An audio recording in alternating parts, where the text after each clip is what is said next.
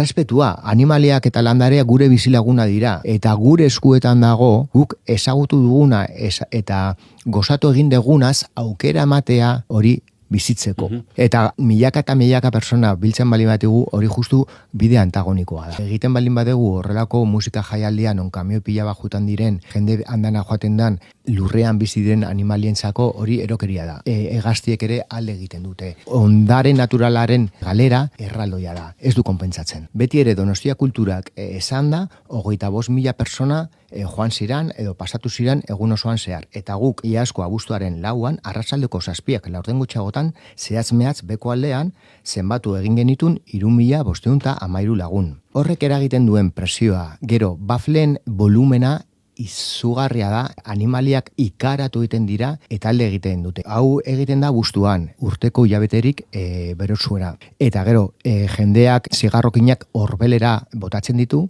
eta, klaro, arrisku handia dago zu hartzeko. Ez dago edukierarik edo afororik. Zergatik tabernari bati eskatzen zaio edukiera, betetzea, eta parken ez dago. Eta zerbait gertatuko balitz, hori saguzuloa izango litzateke. Guk kulturaren alde gaude, baina parkea, animalien eta landaren etxea dela, eta honek akatu egiten ditu. Bertan bera utzi behar da.